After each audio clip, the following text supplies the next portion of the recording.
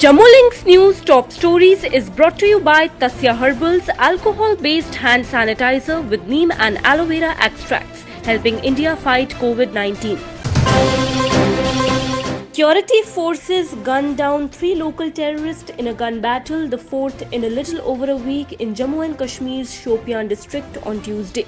The terrorists were killed after local police and Indian Army personnel had launched a joint operation in Turku Wagan village early on Tuesday in the district in South Kashmir.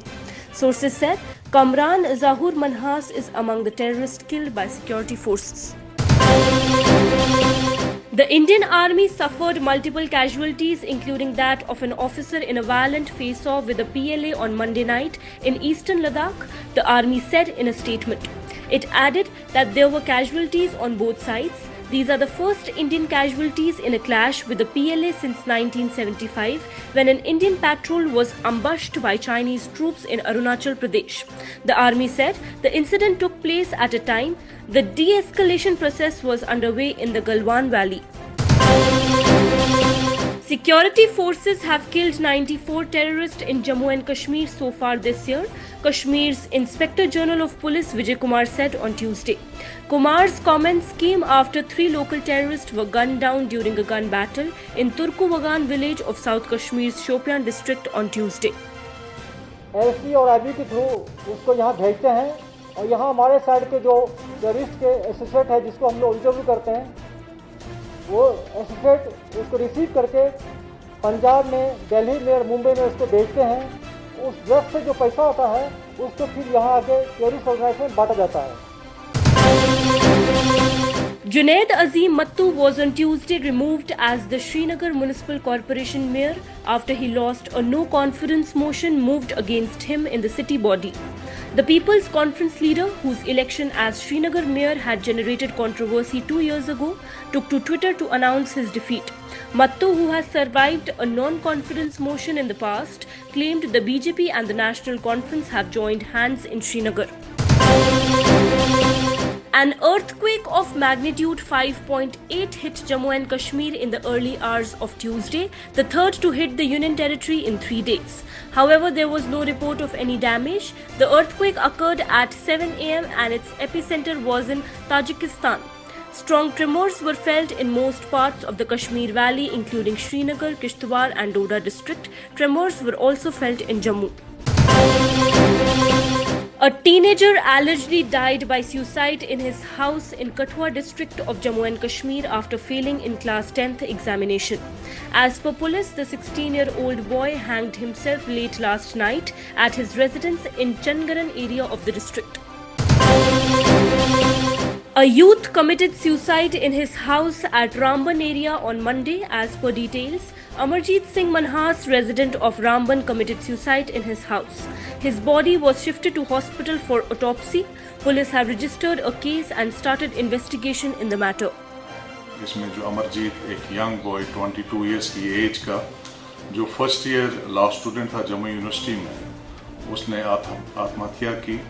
बहुत सारी versions आ रहे हैं, कोई कह रहा था कि कहीं से इंस्पायर होके किया।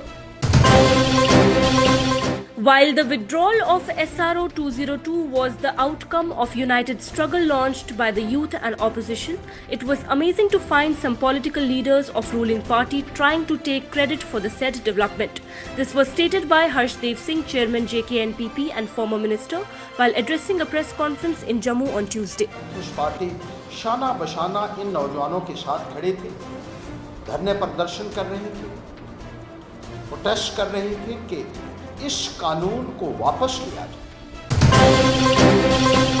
Jammu and Kashmir BJP President Ravinder Raina termed the abolition of SRO 202 as a historic decision and said that this decision will end the woes of youngsters of Jammu and Kashmir. Raina said that BJP always took strong stand for the youngsters of Jammu and Kashmir who toiled hard for the removal of the SRO 202. He said that BJP, for the welfare of the youngsters of the region, took the matter to every possible stage of the highest order. कि इस SRO के अंदर जितने भी जरूरी amendments थी वो लाई गई और नई रिक्रूटमेंट के लिए जो एडवर्टीजमेंट हुई है उसमें SRO 202 को समाप्त कर दिया गया। A student from Doda district has topped class 10th exams in Jammu division.